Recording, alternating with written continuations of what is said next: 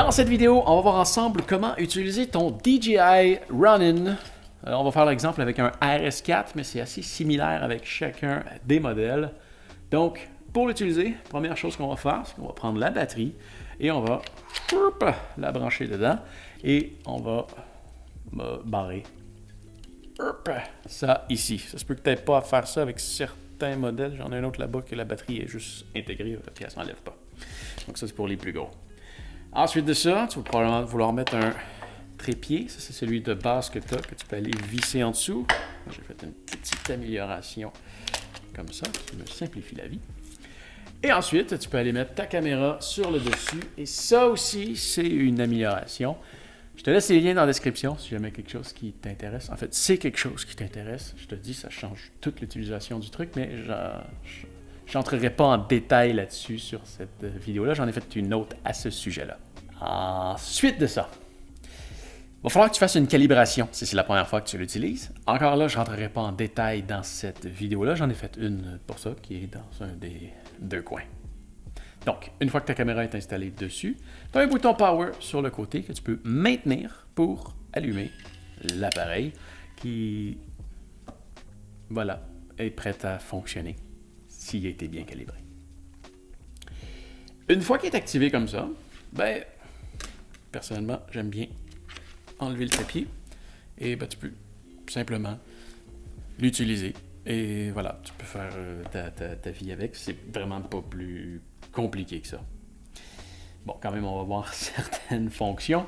La première, ça va être la petite switch qu'on a ici, qui a trois options. La première, qui est celle de base, qui est sur le PF, excuse-moi. Peu importe. Bon, elle, si tu tournes à gauche, elle va tourner à gauche. Si tu tournes à droite, elle va tourner à droite. Si tu t'en vas par là, ça va rien faire. Puis si tu t'en vas par là, ça va rien faire. Puis si tu t'en vas par là, ça va rien faire. Donc, en gros, ta caméra va toujours être de niveau. Autant à l'horizon qu'elle ira jamais croche. Il n'y a rien à faire, elle va toujours rester comme ça. Donc, tu ne peux pas pointer à terre. Si jamais tu veux pointer à terre, tu vas monter la petite switch qui est ici, en haut, qui est l'option PTF. Et là, ben, tu vois, si je pointe vers le sol, ça pointe vers le sol. Encore là, si je m'en vais sur le côté, ça va garder un niveau. Mais si tu pointes vers le sol, ça pointe vers le sol. Sauf exception, tu vois ici, il y a une petite gâchette en avant. Puis là, tu vois, il n'est pas revenu exactement au niveau. Si tu veux le faire revenir au niveau, à la position principale, la petite gâchette, tu peux appuyer dessus 2 fois. Bam! Voilà. Et la petite gâchette, tu peux aussi l'utiliser pour lui faire garder le niveau. Donc là, si j'appuie dessus, ça fait exactement comme tantôt.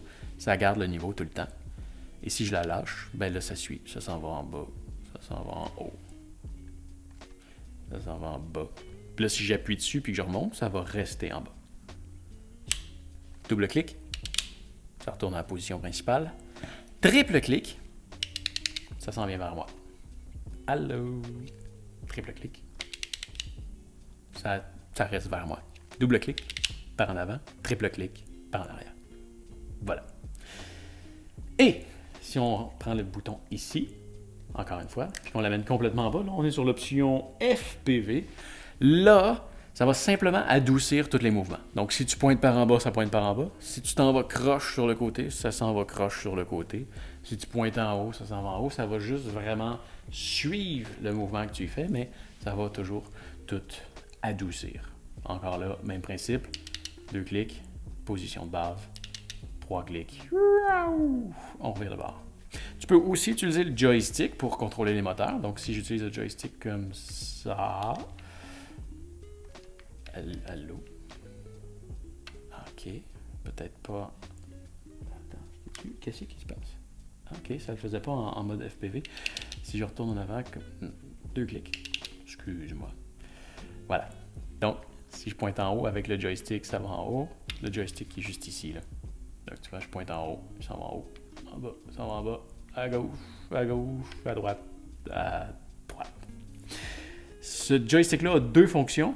Tu peux l'envoyer vers le haut et là, ça va contrôler le zoom si tu as un appareil qui est compatible pour qu'il communiquent ensemble, ça peut le faire. C'est pas mon cas.